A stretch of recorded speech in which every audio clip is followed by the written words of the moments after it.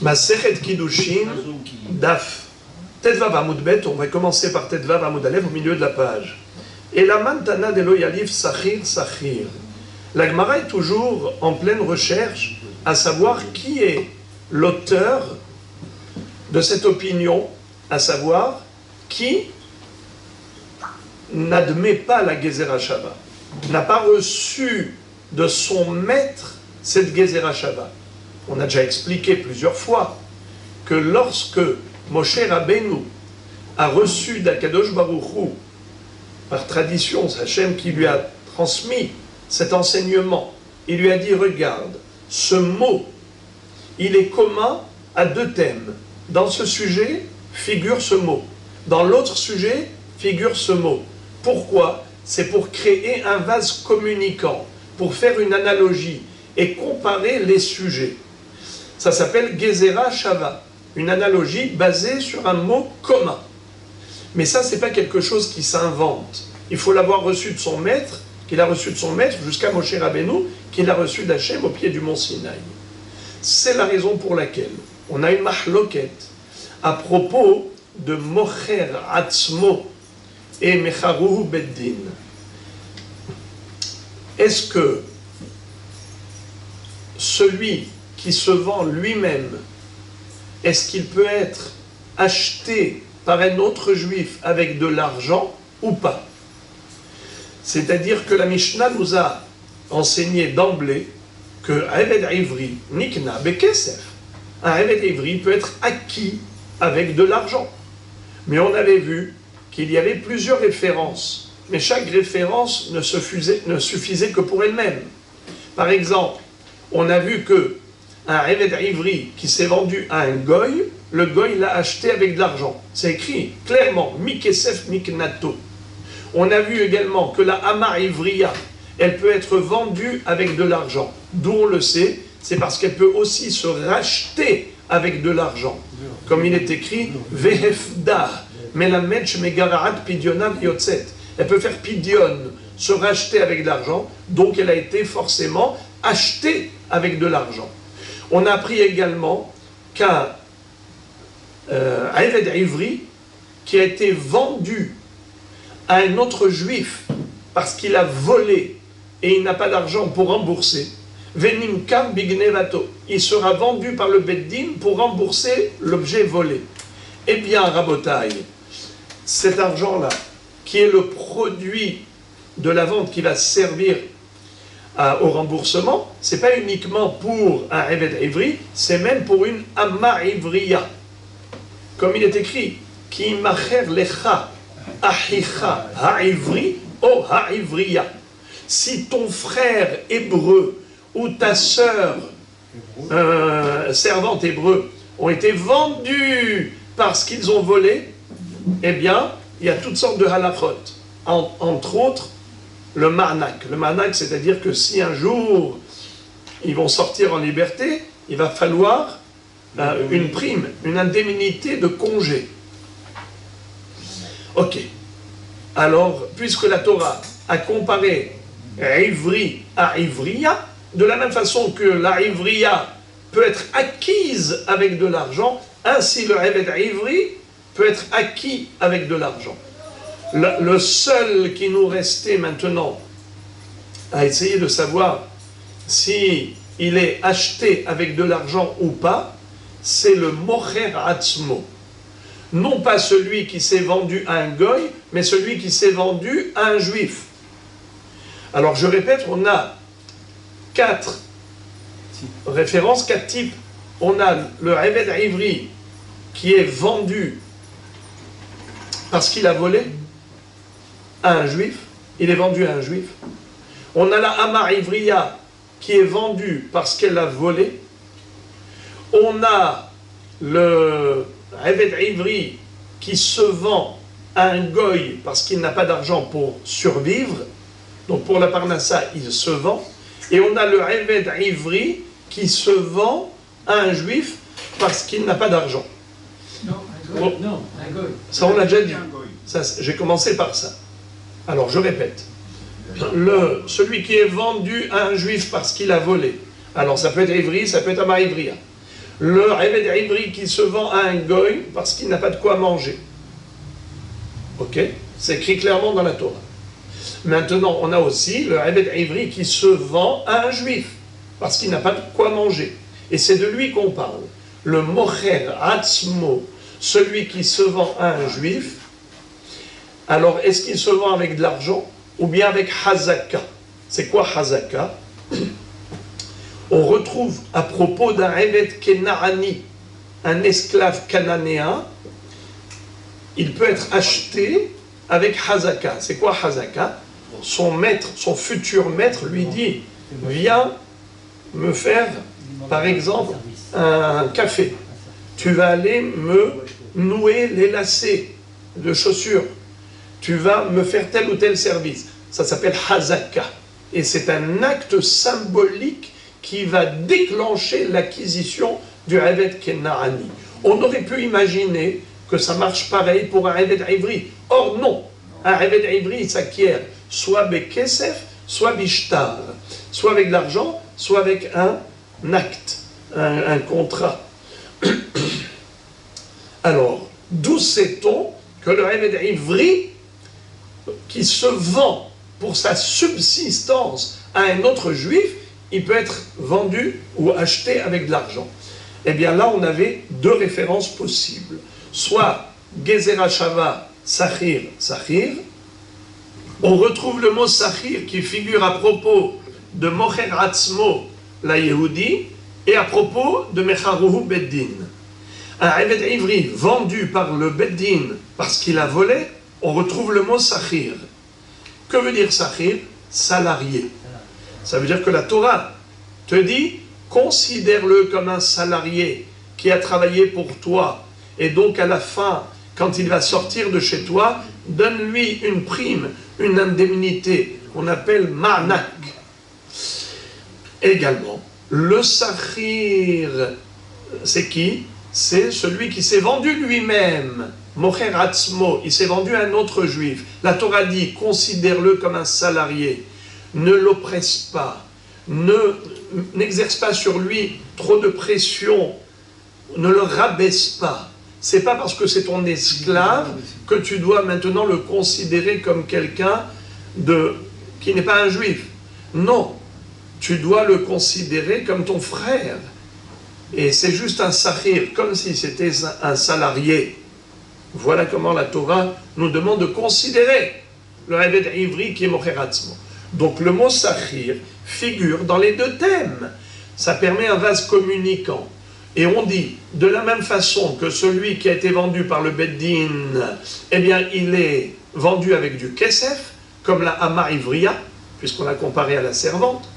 Ainsi, Mocher Atzmo, qui se vend à un juif, il sera Bekesef. Ça, c'était pour celui qui tient de la Gezerah Shava. Mais celui qui ne tient pas de la Gezerah Shava, sur quoi il s'appuie pour dire que Mocher Atzmo, la Yehudi, Nimkar Bekesef, d'où sait-on qui peut être acheté avec de l'argent? Eh bien, il apprend d'une autre référence. Vechitasig yad ger vetoshav. Vechitasig, le vav. Pourquoi la Torah a écrit le vav? C'est pour dire, de même que celui qui s'est vendu à un goy, il est vendu avec de l'argent, ainsi celui qui se vend à un juif, il sera vendu avec de l'argent. Voilà. Mais la Gemara, ensuite, elle s'est mise à rechercher qui est donc ce Tana qui n'est pas d'accord avec la Gezerah Shava. Il ne tient pas compte de la Gezerah Shava. Il n'a pas reçu de son maître. C'est qui? Alors la Gemara nous a proposé plusieurs hypothèses et elle les a réfutées. C'est pour cela que maintenant, nous poursuivons dans la même recherche. Mehuzev et Ezeu. C'est qui ce Tana? Et là, Man Tana de Loyalif Sachir Sachir, Haïtanahu. C'est le Tana suivant. Detania Veshav El Mishpachto. C'est-à-dire, la Torah nous dit que celui qui s'est vendu Nachon, celui qui s'est vendu.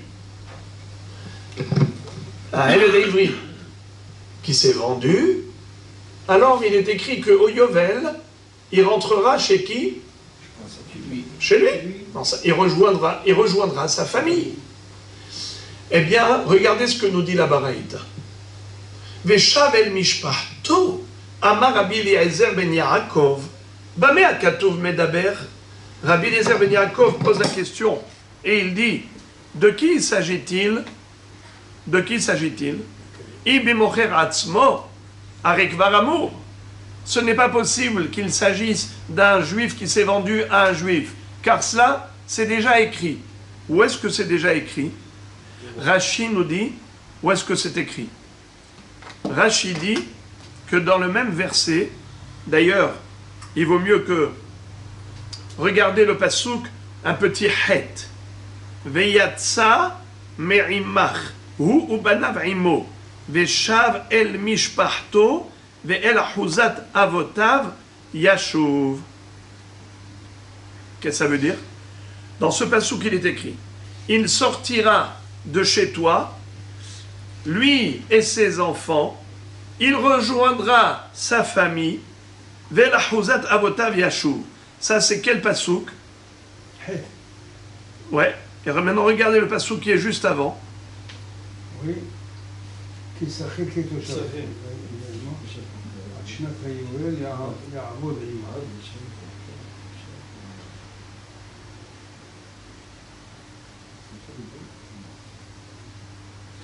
Regardez le pasouk juste avant. Kesachir ketoshav ye'imach. Donc il est écrit clairement que le Eved Ivri qui s'est vendu lui-même, au Yovel, il sortira en liberté. C'est écrit clairement. Alors pourquoi la Torah dans le passouk d'après, elle se répète? Et elle dit, il rejoindra sa famille. Mais c'est évident. Tu as dit qu'au Yovel, il sort en liberté. Quand il sort en liberté, il va où? Eh bien, il rejoint son chez-soi. Il rejoint sa famille. Alors, pourquoi la Torah se répète? Une fois, elle dit Ada Yovel, Yaravod Imar, et après, elle dit Veshav el Mishparto. Mais c'est pareil. Blanc bonnet, bonnet blanc. Question. Ibe mocher atzmo harikvar amour. Ibe nirtza harikvar amour. Si c'est peut-être qu'on parle du nirtza, que lui, il sort au Yovel, ça aussi c'est écrit dans la Torah. Plus tard, la Gemara va nous montrer où est-ce qu'il est écrit dans la Torah qu'un Eved qui est nirtza, c'est-à-dire qui est poinçonné, il a l'oreille poinçonnée parce qu'à la 6e année, au lieu de sortir en liberté, il a dit « J'aime mon maître, ma femme et mes enfants ». Alors la Torah dit qu'il va falloir lui poinçonner l'oreille et il restera esclave jusqu'au Yovel. Alors si c'est de lui qu'il s'agit, mais c'est déjà écrit clairement dans la Torah. Donc la Torah ne va pas se répéter inutilement. Ha'ena katuv medaber, ela bemecharu bedin, shtayim veshalosh shanim lifnei hayovel, shayovel motzio. Alors de qui on parle? On parle d'un Eved Ivri qui a été vendu par le Bedin parce qu'il a volé. Et la Torah dit que ce Eved Ivri qui a volé, après combien d'années de travail il sortira en liberté? Après 6 ans de travail. Mais si, par exemple, le Yovel est survenu pendant les 6 ans. Imaginons que le Beddin ont vendu le Eved Ivri 2 ou 3 ans avant le Yovel. Alors dès que le Yovel arrive, il sort en liberté. Nahon. Donc c'est de lui qu'il s'agit. Ve'is al-kadat yalif sachir sachir lamali nilaf sachir sachir. La Gemara dit, voilà maintenant tu as la démonstration par A plus B. C'est qui l'auteur? C'est qui celui qui ne tient pas compte de la Gezerah Shava? C'est certainement Rabbi Eliezer ben Yaakov. Pourquoi? Tu vois que Rabbi Eliezer ben Yaakov nous dit que la Torah a écrit Veshav el Mishpachto, faisant allusion à qui? À quel Eved Ivri, Rabotai? Ça ne peut pas être le Eved Ivri qui est Mocher Atzmo. Pourquoi? Parce qu'il est déjà écrit Ada Yovel Ya'avod Imah. Donc c'est déjà écrit. Ça ne peut pas être Mecharu Beddin. Ça ne peut pas être le Nirtza. Ça ne peut pas être le Nirtza parce qu'il est écrit Varavado le Olam. Il travaillera jusqu'au Yovel. Donc c'est écrit clairement. D'accord? Donc qui il nous reste? Il nous reste le Mecharu Beddin avant le Yovel. Alors il a fait par exemple 1 an ou 2 ans ou 3 ans avant le Yovel. Il sortira au Yovel. Rabotai, écoutez maintenant la bombe nucléaire. Si on a la Gzera Shava, Sachir, qu'est-ce qu'elle nous dit cette Gzera Shava? Qu'il faut comparer le Mocher Atzmo au Mecharu Beddin. Et il faut comparer Mecharu Beddin au Mocher Atzmo. Car si on a une Gzera Shava, la réciproque est vraie. De la même façon que tu déduis de Mecharu Beddin qu'il est Nimkar Bekesef, pareil Mocher Atzmo, il est Mocher Atzmo Bekesef. Si c'était vrai qu'il existe une Gzera Shava, qu'on apprend de Sachir et pas du Pasuk Vechit Asig avec le Vav, alors dans ce cas-là, tu devrais également appliquer la réciproque, c'est-à-dire de la même façon que le Mocher Atzmo, il sort en liberté au Yovel, ainsi Mecharu Beddin devrait sortir en liberté au Yovel. Pourquoi est-ce que on a besoin de ce passouk là où il est écrit Veshav el Mishparto? Veshav el Mishparto, tu me dis à quoi il sert ce passouk? C'est Mecharu Beddin Shtaim Veshalosh Shanim Lifnei Hayovel Shehayovel Motzio. D'où tu le déduis du passouk Veshav el Mishparto. La Torah, elle a écrit ces 3 mots pour libérer celui qui a été vendu par le Beddin parce qu'il a volé au Yovel. Mais tu n'as pas besoin de ça. Si vraiment tu as la Gzera Shava Sachir, alors tu peux tout simplement le déduire de la Gzera Shava, puisqu'on compare Mecharu Beddin à Mocher Atzmo. Comme Mocher Atzmo, on a déjà dit qu'il sort au Yovel, comme il est écrit Ada Yovel Ya'avod Imach. Ainsi, il en serait pour Mecharu Beddin. Si le Beddin l'a vendu parce qu'il a volé 2 ou 3 ans avant le Yovel, il sortira en liberté au Yovel. Par comparaison, par analogie, comme Mocher Atzmo, il sort au Yovel, ainsi Mecharu Beddin. Si tu vois que la Torah avait besoin d'écrire Veshav el Mishparto, comme nous l'enseigne Rabbi Eliezer ben Yaakov, que ce Veshav el Mishparto, ça vient nous enseigner que Mecharu Beddin, il sort au Yovel, sous-entendu qu'il ne tient pas compte de la Gezerah Shava. Donc il ne peut pas comparer le Mecharu Beddin au Mocher Atzmo, et donc il ne peut pas comparer aussi Mocher Atzmo à Mecharu Beddin. Voilà pourquoi il avait besoin du Vav, Vechit Asig Yado. Alors vous êtes contents les amis? On a trouvé enfin celui qui ne tient pas compte de la Gezerah Shava. Hein, vous êtes contents? Mais pas pour longtemps, car tout de suite Amar Rav Nachman bar Yitzchak qui va réfuter cette preuve. Amar Rav Nachman bar Yitzchak le'olam yalif sachir. On peut très bien dire que Rabbi Eliezer ben Yaakov, il tient compte de la Gezerah Shava sachir pour l'histoire de l'argent. De la même façon que Mecharu Beddin Nimkar Bekesef, ainsi Mocher Atzmo Nimkar Bekesef. Alors pourquoi il n'a pas établi la réciproque pour l'histoire du Yovel? Pourquoi il n'a pas dit comme Mocher Atzmo il sort au Yovel, ainsi Mecharu Beddin il sort au Yovel? Pourquoi il n'a pas dit ça? Ah, tu veux savoir pourquoi? Itzterir, on avait besoin de l'écrire clairement. Veshav el Mishparto, il ne suffisait pas de faire la Gzera Shava. Pourquoi? Car on aurait pu remettre en cause cette analogie et dire que pour ça, on ne les compare pas. Pourquoi? Mocher atzmo de lo avad isura, aval mecharu beddin de avad isura, iman niknese kamash ma'lan. Peut-être que la Torah ne les a pas comparés par rapport à la liberté au Yovel. Pourquoi? La libération d'un esclave, c'est une faveur.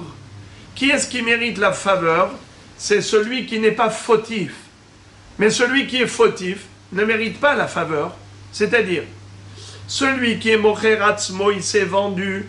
Pourquoi il s'est vendu? Pour sa subsistance. Il n'avait pas le choix. Il fallait bien survivre. Alors lui ne mérite pas de sanction. Au Yovel, il sort en liberté. Par contre, le Mecharu Beddin, celui qui a été vendu par le Beddin. Pourquoi il a été vendu par le Beddin? Parce qu'il a volé. Alors nous aurions pu croire que celui qui est vendu parce qu'il a volé, lui, ne méritera pas de sortir au Yovel. Alors il sort plus. Ouais. Non, c'est pas possible. Oui. C'est 6 ans. Pourquoi pas? Il ne peut pas être bête à vie. À vie. Quel est le problème? Non. C'est ce qu'on aurait pu croire. C'est pour cela que la Torah a eu besoin d'écrire Veshav et l'Achuzato. Pourquoi la Torah a écrit Veshav et l'Achuzato? Veshav et Mishparto et l'Achuzato. C'est pour dire qu'il peut sortir en liberté au Yovel. Si la Torah ne l'avait pas dit, on n'aurait pas pu le déduire par analogie. Car on aurait pu dire, c'est seulement le Mocher Atzmo qui sort en liberté au Yovel parce qu'il n'a commis aucune infraction. Celui qui a été vendu parce qu'il a volé. La Torah parle de la sortie au Yovel. Mais elle parle de la sortie au Yovel qu'après la Retsi'a. C'est-à-dire quand il a eu l'oreille poinçonnée. D'abord, il a travaillé pendant 6 ans. Car quand il est vendu par le Beddin, il est vendu pour 6 ans. Voilà. Ensuite, après 6 ans, s'il dit « Je voudrais rester ici chez mon maître, parce que je l'aime, j'aime ma femme et mes enfants », alors son maître va lui poinçonner l'oreille au Beddin. Et là, il restera jusqu'au Yovel. D'accord. Mais ce qu'on ne sait pas, c'est que parfois le Yovel peut le libérer même avant les 6 années de travail. Pour le Mocher Atzmo, c'est écrit clairement, Ada Yovel. Ada Yovel Yarabod Imach. Combien de temps il a travaillé avec toi? Ça peut être 49 ans, ça peut être... Non, j'exagère. Ça peut être 1 an, ça peut être 2 ans. Pourquoi? Parce que 2 ans après qu'il se soit vendu, il y a eu le Yovel. Le Yovel le libère. Mais qu'en est-il de celui qui a été vendu par le Beddin pour le vol? On a dit qu'il faut qu'il travaille 6 ans. Peut-être que même si le Yovel arrive pendant les 6 ans, il n'est pas libéré. Peut-être qu'il n'est pas libéré. Il faut qu'il travaille 6 ans. Car ce qu'on a trouvé que le Yovel libère, c'est le Yovel qui libère après les 6 années de travail. Et qu'il a été poinçonné. Là, le Yovel le libère. Mais qui dit que le Yovel peut le libérer même avant les 6 ans? Eh bien, c'est ce pasouk. Veshav el mishparto Yovel. Donc Rabbi Eliezer ben Yaakov, qui s'est appuyé sur le pasouk Veshav el mishparto pour dire que le Yovel peut le libérer même avant les 6 années de travail, c'est pas parce qu'il ne tient pas compte de la Xera Shava de Sachir Sachir. Peut-être qu'il tient compte de cette Xera Shava pour le Kinyan Kesef.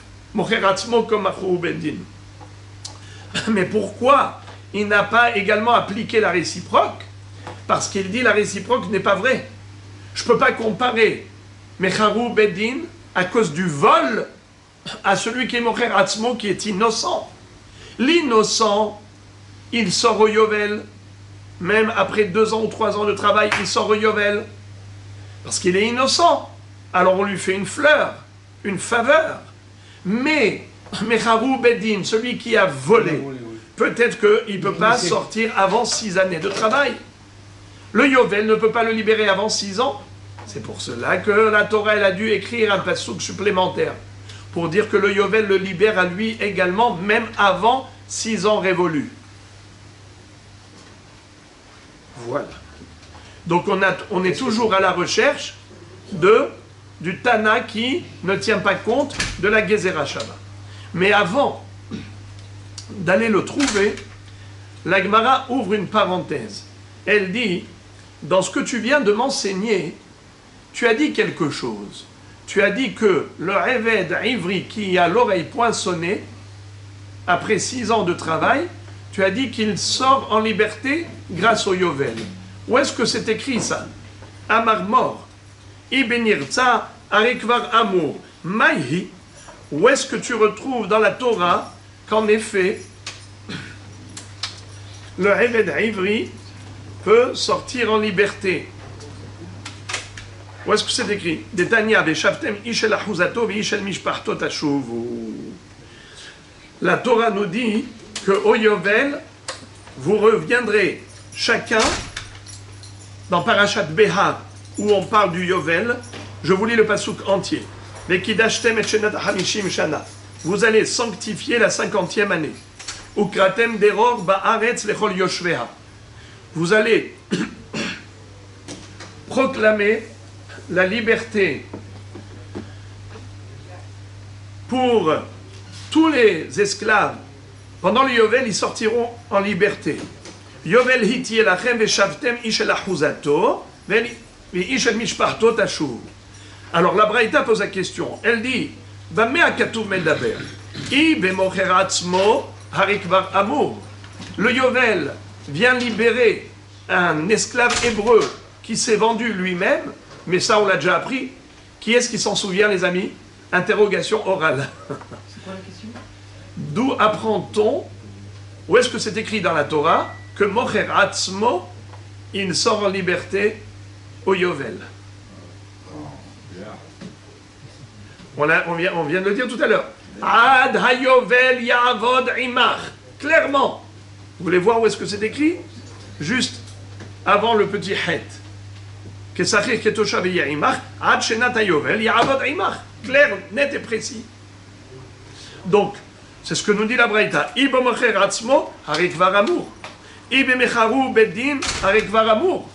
Si on parle du mecharu beddin, lui aussi c'est écrit. Qui est-ce qui s'en souvient? Allez. Où est-ce que c'est écrit que Mecharu Bedin il sort au Yovel? On vient de l'apprendre il y a 2 secondes. Eh bien, c'est le pasuk. Veshav el mishparto. Il rejoindra sa famille. C'est dans Parashat Behar. Alors, qui il nous reste? Qui reste-t-il comme hypothèse? Ha'en hakatuv medaber ela ben nirtza. Qu'est-ce que ça veut dire? La Torah, elle parle de celui qui est Nirtza, qui a eu l'oreille poinçonnée par son maître. Eh bien, en effet, lui sortira en liberté. Maïmashma, d'où on déduit ici que ça parle de lui. Amarava bar Shila, Amarka Ish, Ezeudavar Shenoek Be Ish, Benonoek Be Isha, et Omer Zoretzia. D'où sait-on qu'on parle d'un Eved Nirtza, un Eved qui a l'oreille poinçonnée après 6 ans? Eh bien, parce que la Torah a écrit Veshavtem Ish El Achuzato, Ve Ish El Mishparto Tashuvu. Vous entendez? Vous reviendrez, un homme rejoindra sa famille. On aurait dû dire Veshavtem El Mishpartechem. C'est quoi Veshavtem Ish El Achuzato Ve Ish El Mishparto Tashuvu? Dites-moi, est-ce qu'il existe une Ama Ivriya, une servante hébreu, ça existe? Oui. Est-ce qu'un Eved Ivri, ça existe? Oui. Les deux existent.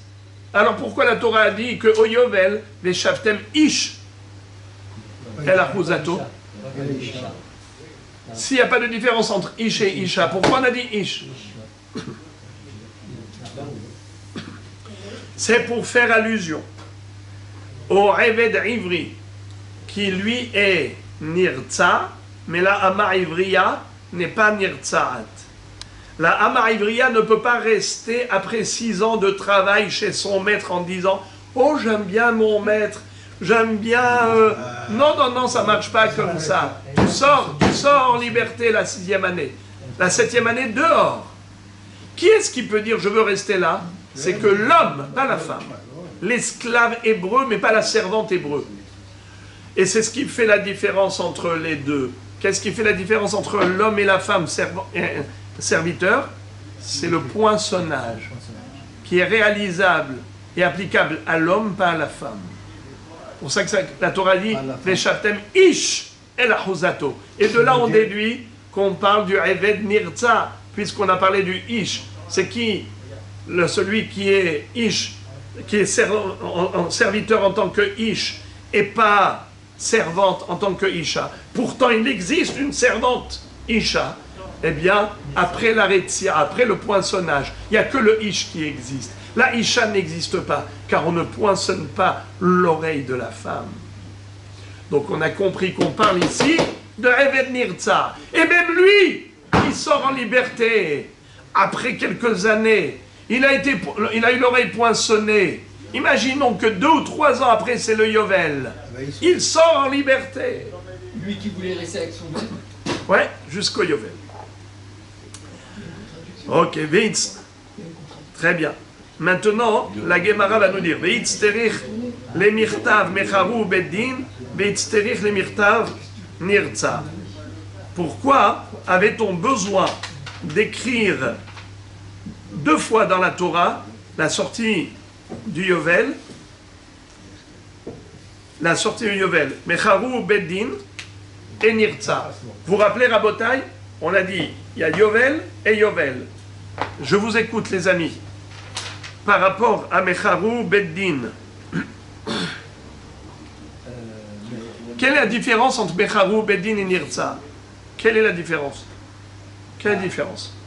C'est que le Nirtza peut se vendre juste pour 2 ans, que le maire Beddin, il est au minimum 6 ans. Au minimum 6 ans. Qu'est-ce que la Gemara recherche ici? Elle nous dit, on a besoin d'écrire qui sortira au Yovel, aussi bien le Nirtza comme le Mecharu Beddin. Aussi bien Mecharu Beddin comme Nirtza. C'est-à-dire que normalement, on aurait pu déduire l'un de l'autre. Alors de quoi il s'agit ici? Alors écoutez bien. On a dit ça il y a quelques minutes, que le Yovel peut survenir dans l'une des 2 périodes. Soit avant les 6 ans, soit après les 6 ans. Soit pendant les 6 ans, il y a le Yovel, soit 6 ans révolus, il n'y a pas eu encore Yovel, il va y avoir Yovel par exemple dans 2-3 ans, dans 5 ans. Eh bien, en attendant, le Eved Ivri dit « J'aime mon maître ». On lui a poinçonné l'oreille. Si le Yovel arrive avant les 6 ans, le Yovel, il coupe, oui ou non? Oui. Il coupe. Si le Yovel arrive après le poinçonnage, le Yovel, il coupe? Le Yovel, il coupe? Oui. Il sort en liberté dans les 2 cas de figure. Avant 6 ans ou après 6 ans. Après 6 ans, il y a poinçonnage et il sort en liberté au Yovel. Pourquoi est-ce qu'on a besoin d'écrire que le Yovel libère l'esclave dans les 2 cas de figure, avant 6 ans et après 6 ans? Pourquoi est-ce que la Torah avait besoin de se répéter? Est-ce qu'on n'aurait pas pu comparer l'un à l'autre si on nous avait dit que le Yovel libère avant les 6 ans? Est-ce qu'on n'aurait pas pu déduire pareillement pour après 6 ans? Ou l'inverse? Si la Torah nous avait écrit que après 6 ans, une fois qu'il est poinçonné, il sort en liberté au Yovel, on n'aurait pas pu déduire de là que le Yovel qui surviendrait pendant les 6 ans le libérerait? Pourquoi la Torah a besoin d'écrire ça 2 fois? Alors la Gemara explique. Ve'itzterir. Oui, on avait besoin de l'écrire. Les mirtav mecharu beddin ve'itzterir mirtav nirtza. Deyash mo'inan mecharu beddin mishum de lo matai zimne. Aval nirtza de matai zimne ima niknese. C'est-à-dire, vous savez que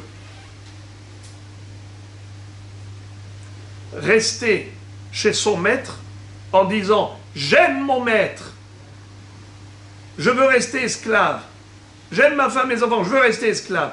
Vous savez que c'est quelque chose de négatif? Qui peut me dire pourquoi c'est quelque chose de négatif? ça va coûter à son maître. J'ai prévu même de sa liberté. Et alors, pourquoi c'est négatif? Hein? Il va prendre Aïmouna et il ne fait pas confiance. C'est le chef d'Hachem. Presque. Il est écrit dans la Torah que les Bnei Israël sont les Avadim d'Hachem. Qui lit Bnei Israël Avadim. Les Bnei Israël sont les Avadim d'Akadosh Baruch Hu. Ils ne sont pas Avadim de quiconque d'autre. Alors maintenant, quand il était vendu par le Beddin, parce qu'il a volé, ok, il a fait une Avera, d'avoir volé. Mais maintenant, tu as la possibilité de partir en liberté. Vas-y, qu'est-ce que tu fais? Tu aggraves ton cas, tu empires ta situation. En plus, tu dis, je veux rester serviteur d'un homme. Mais tu es serviteur de Dieu. C'est pour cela d'ailleurs qu'on lui poinçonne l'oreille. Cette oreille qui a entendu, qui lit Béné Israël Avadim. Et lui, il a été maintenant se rendre esclave de son maître humain, eh bien il mérite d'être poinçonné. Voilà Moraï Verabotaï. On aurait pu croire que c'est seulement celui qui n'a pas eu encore les 6 années révolues, 6 ans révolus. Alors lui, le Yovel le libère. Pourquoi? Parce que, en effet, le Zman n'est pas encore arrivé. Il n'a pas aggravé sa situation. Puisqu'il n'a pas aggravé sa situation. Alors en effet, il sort en liberté. Mais celui qui a la 6e année, au lieu de sortir la 7e, qu'est-ce qu'il fait? Il dit, je veux rester là, esclave. Alors celui-là, on lui poinçonne l'oreille. Et on lui dit, Mister, tu préfères un être humain comme maître plutôt qu'un Kadosh Baruch Hu, alors celui-là ne mérite pas de sortir en liberté. C'est ce que nous aurions pu croire, que le Yovel n'a pas d'impact sur le Nirtza. C'est pour cela que la Torah avait besoin de l'écrire clairement et dire, non, même lui également, il sort en liberté. Alors maintenant, dans ce cas-là, qu'on n'écrive que pour Nirtza, et qu'on puisse déduire également celui qui n'est pas Nirtza, mais Charou Bedin. La Gemara nous dit, c'est pas possible. Veyash Moïna Nirtza, si la Torah avait écrit qu'il sort au Yovel uniquement lorsqu'il a été Nirtza, Mishum de Abad Leshesh, Aval me Charou Bedin de lo Abad Leshesh, Imalo Tzricha. C'est-à-dire, si la Torah avait écrit que, en effet, au Yovel, il est libéré, affranchi, le Nirtza, j'aurais pu penser que pourquoi est-ce qu'il est affranchi? C'est parce qu'il a déjà assumé son rôle. Il a déjà accompli sa fonction. Laquelle? De travailler pendant 6 ans. Alors maintenant, 6 ans sont révolus. Alors après, on peut parler de libération. Le Yovel pourra intervenir même s'il y a eu poinçonnage. Même si il est arrivé de Nirtza, il est libéré grâce au Yovel. Mais celui qui n'a pas encore assumé sa fonction, il n'a pas travaillé pendant 6 ans, nous aurions pu croire que le Yovel ne peut pas le libérer. C'est pour cela que la Torah a dû écrire que Mecharou Beddin, Yotse, Afilu Acharesh Taim Shalosh Shanim. C'est-à-dire que même après 2 ou 3 ans de travail déjà, si le Yovel est survenu, cet homme sera libéré, affranchi. La Gemara continue, toujours dans la même parenthèse. Veitzterich lemirtav veshavtem, ish el achuzato veish el mishpachto tashuvu, veitzterich lemirtav va'avado le'olam.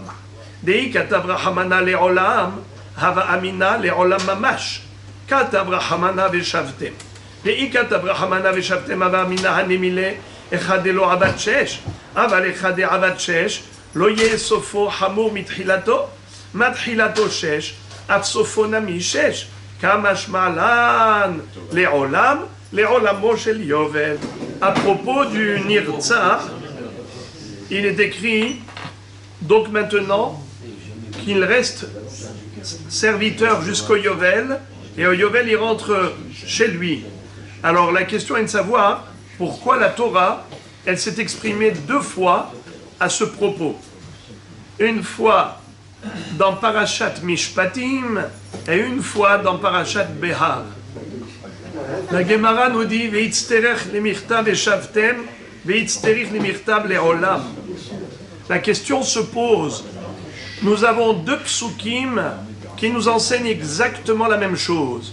C'est qu'un Eved Ivri qui a eu l'oreille poinçonnée après 6 ans de travail, eh bien ce Eved Nirtza, comme on l'appelle en hébreu, il sortira en liberté au Yovel.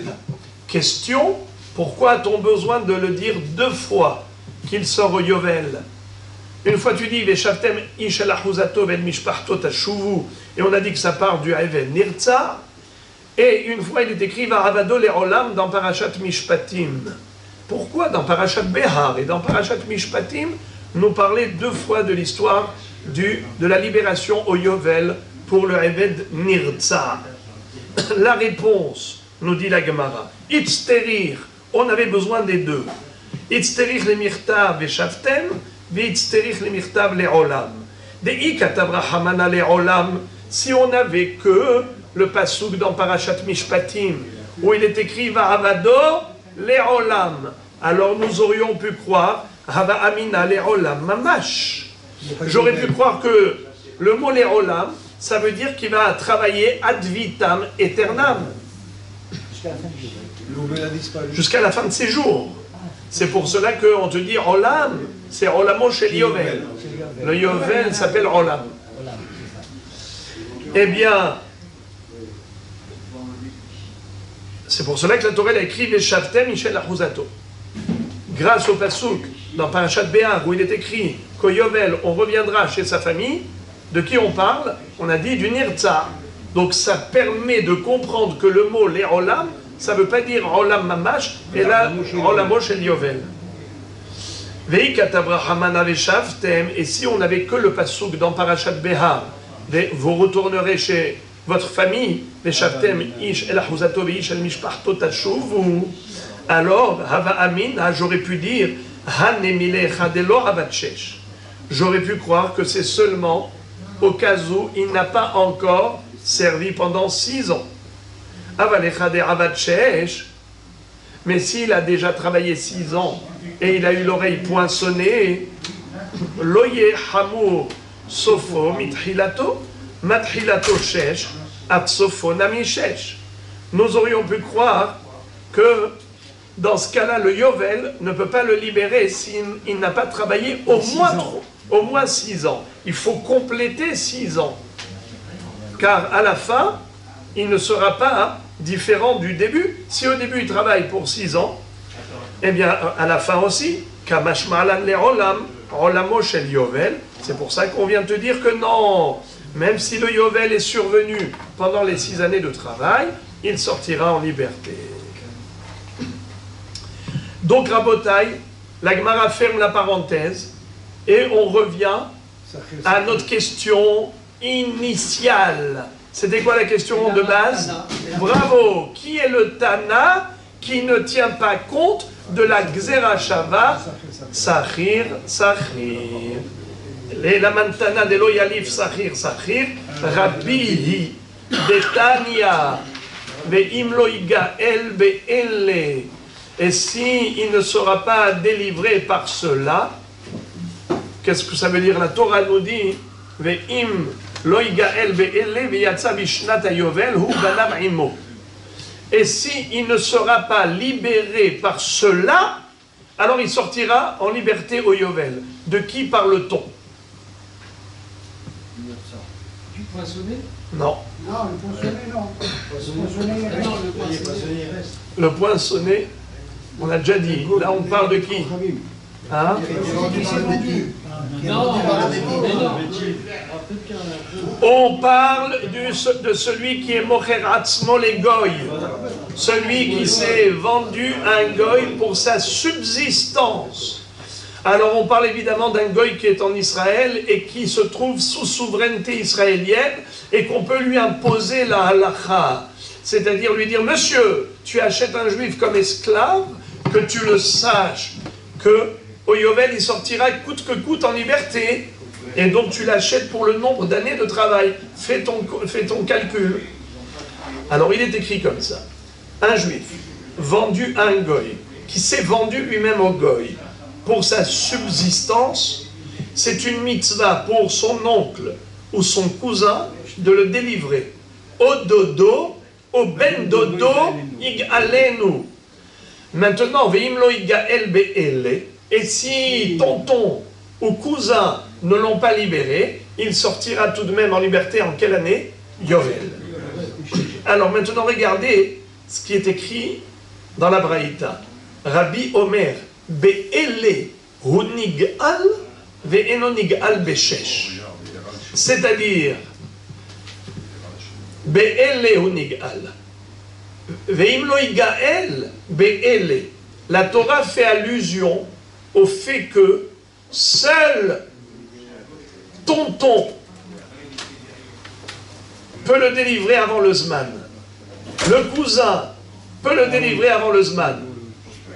Mais est-ce qu'il peut sortir en liberté la 6e année? Hein? Bravo! Un Eved Ivri qui s'est vendu au Goy n'est pas sortable à la 6e année. Vous vous rappelez Rabbi Shlomo? Rabbi Shlomo, vous avez posé la question, est-ce que le Eved Ivri vendu au Goy sort en liberté à la 6e année? Vous vous rappelez? Qu'est-ce que dit Rabbi? Non. Car nous voyons que, qu'est-ce qui peut le faire sortir en liberté avant le Yovel? C'est ou dodo ou ben dodo. En le rachetant. Comment ils vont le racheter? Ils font le calcul avec le goy. Il dit, tu l'as acheté pour 49 ans, ça veut dire que chaque année, par exemple, tu as payé 49 000 shekels, chaque année, il vaut 1000 shekels, voilà ce qui reste. Et on te paye pour le racheter. La Torah dit, Be'ele. La seule possibilité de le faire sortir en liberté avant le Yovel, c'est cousin ou tonton. Et lui, il peut se racheter lui-même? On verra après. Mais en tout cas, on verra juste après. Mais d'abord, la Torah nous dit, mais elle est. Qu'est-ce qu'elle veut exclure? Elle veut exclure la 6e année. Il ne travaille pas 6 ans et après il sort en liberté comme un juif vendu à un juif. Un juif vendu à un goy, il travaillera plus que 6 ans. 10 ans, 15 ans, 20 ans, 30 ans, jusqu'au Yovel. Le temps convenu. Sauf si tonton le délivre. La bataille, écoutez bien. Chez Yachol, Ve'alodinu. Pourquoi la Torah avait besoin d'écrire Be'ele pour exclure les 6 ans? C'est seulement tonton, mais pas 6 années de travail. 6 années de travail, ça ne suffit pas pour le libérer. Parce que j'aurais pu raisonner autrement. Chez Yachol, Ve'alodinu. Car j'aurais pu supposer autrement. Quoi? Uma'im, uma'misheno nig'al be'ele, nig'al be'shesh. Ze shenig'al be'ele, nodin shenig'al be'shesh.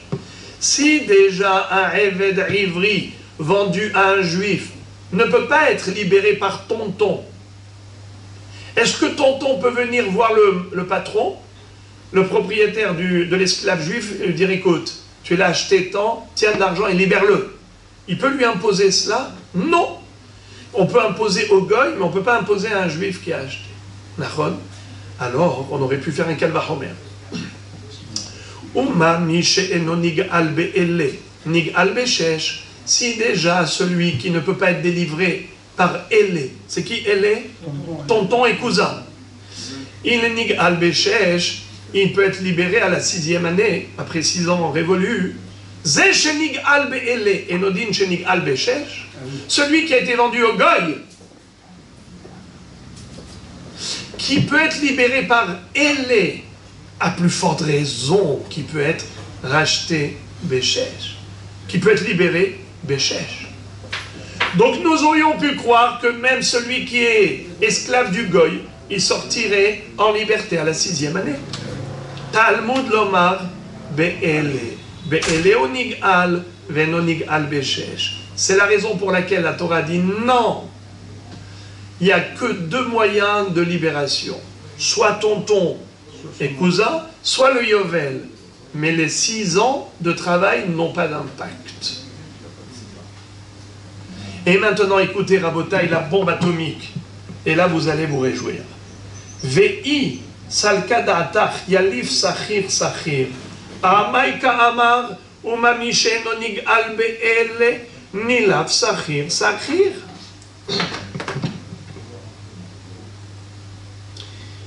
Rabbeinu Akadosh, qu'est-ce qu'il a dit?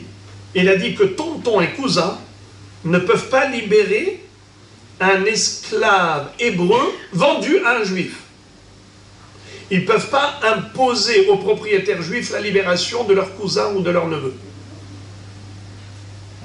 Nachon? Nachon?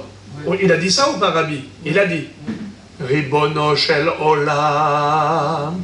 Si Rabbeinu Akadosh tenait compte de la Gzera Shava, Sachir, Sachir, eh bien on retrouve le mot Sachir, même chez le Eved Ivri vendu au Goy, comme nous dit Rashi, que Sachir Shana Beshana Imo. Le Eved Ivri vendu au Goy est considéré comme un salarié annuel. C'est d'ailleurs comme ça qu'on fait le calcul. Dodo ben dodo alenu. Kesachir Shana, lo, imo. Alors, Kesachir Shana Beshana. Tu vois le mot Sachir à propos du Eved Ivri vendu au Goy. Tu vois le mot Sachir à propos du Eved Ivri vendu aux Juifs.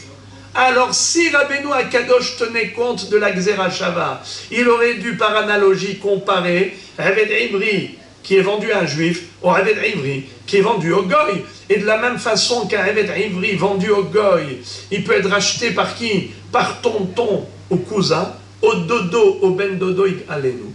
Eh bien, ça devrait être pareil pour un Eved Ivri vendu aux juifs.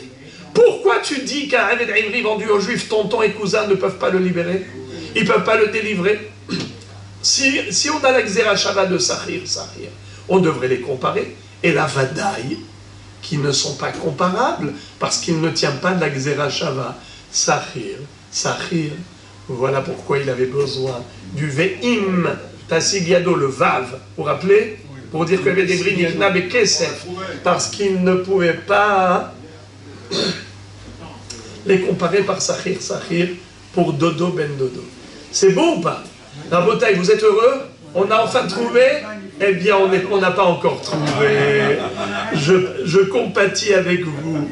Votre déception est justifiée. Amar Rav Nachman bar Yitzchak, le'olam yalif sachir, veshane hachade amar kraig alenu, laze velo le'acher. Eh bien, figurez-vous, nous dit Rav Nachman bar Yitzchak, fort possible que Rabbeinu Akadosh tienne compte de la Gzera Shava. La Gzera Shava, il applique, par exemple, pour l'histoire du Kesef. Mais, pas pour l'histoire de la délivrance par tonton et cousin. Pourquoi? Parce qu'à propos de tonton et cousin, il est écrit « O dodo, ben dodo, yig alenu ». C'est quoi yig alenu avec le dagesh dans le nun? Lui, seulement lui, le Eved Ivri vendu au Goy, mais pas l'autre, le Eved Ivri vendu aux Juifs. Étant donné que la Torah l'a exclu, alors même si il tient compte de la Gzera Shava, mais là c'est spécial, car la Torah l'a exclu. Cette halakha de la délivrance par tonton et cousin, la Torah l'a rendue exclusive que pour Eved Ivri, car les Goy, et pas pour Eved Ivri vendu aux Juifs. Voilà, Rabotaï, on est toujours dans notre recherche.